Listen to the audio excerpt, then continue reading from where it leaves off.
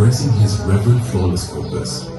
At the end of the first year of the Prophet's migration to Medina, he built the honorable house of Aisha, may God be pleased with her. The honorable house includes both the noble chamber and its courtyard. The hujra, or the courtyard, is the open space at the front of the house. Its area was approximately 4 meters times 5 meters. It had 2 doors. A door on the northern side, through which the Prophet used to go to Baqi, and a door on the western side, leading directly to the Holy Mosque.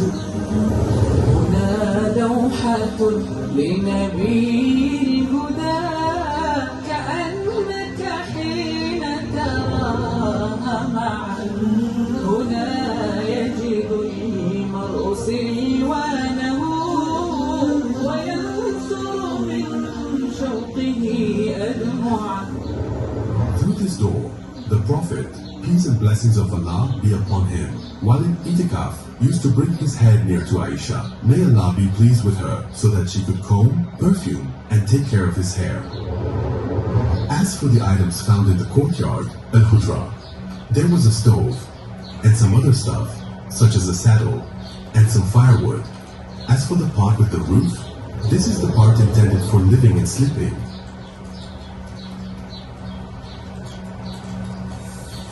It consisted of one modest room, measuring about 5 meters wide and 6 meters long, with a ceiling that was about 2.5 meters high. The foundations of the walls of the house were of stones, but the rest of the building were mud bricks. The roof of the house was made of palm trunks, covered with palm fronds and lemongrass, which were all covered with a thick layer of clay.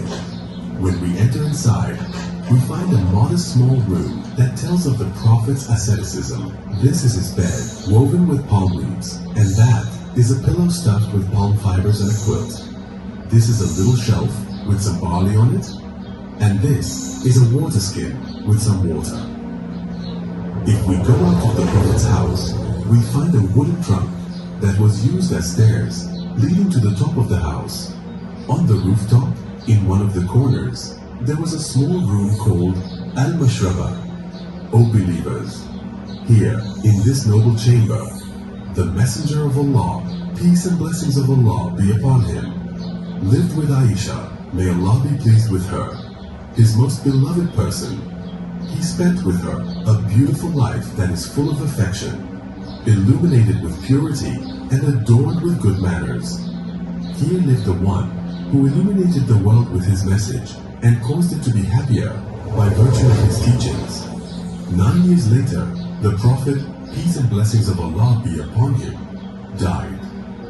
He passed away while putting his noble head on Aisha's chest. May Allah be pleased with her. He was buried in that honorable house of his. After his death, Aisha, may Allah be pleased with her, kept living in that same house. Then, less than 3 years later, her father Abu Bakr, may Allah be pleased with him, died.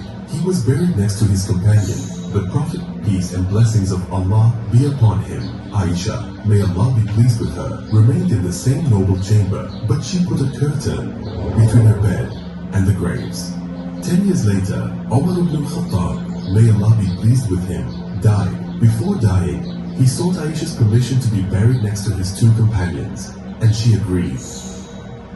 But Aisha built a wall instead of the curtain that separated the grave space from the rest of the noble chamber, where she used to indulge in prolonged prayers. Although Aisha, may Allah be pleased with her, remained in that small section of the chamber, she could widen the chamber's impact as a source of knowledge, education, and morality to all Muslims, for Muslims from all over the land used to come to her in flocks to greet the mother of the believers, may God be pleased with her, and to learn from her.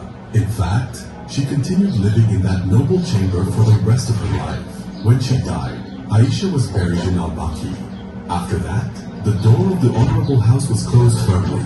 It remained so until the 88th year of Al-Hijrah, in the reign of Caliph Walid bin Abdul Malik, and for the purpose of protecting the honorable grave Omar bin Abdulaziz led and documented reconstruction of Aisha's noble chamber. With this new construction, the honorable house has become inside the mosque. Moreover, the new construction was completely closed, with no doors or entries leading into the chamber. Also, Omar bin Abdulaziz purchased the rooms of the rest of the mothers of the believers and added their space to the mosque. He built a five-cornered wall from strong black stones all around the honorable house to isolate the graves and to prevent people from praying toward their direction. The city of Medina has never seen a day with more crying, sadness, and stress than that day on which these rooms were demolished, since seeing them used to bring peace for the Muslims' hearts, reminding them of their beloved Prophet, peace and blessings of Allah be upon him. Throughout the following years, the Muslim caliphs and governors used to take care of the noble chamber, its maintenance, and its construction documentation.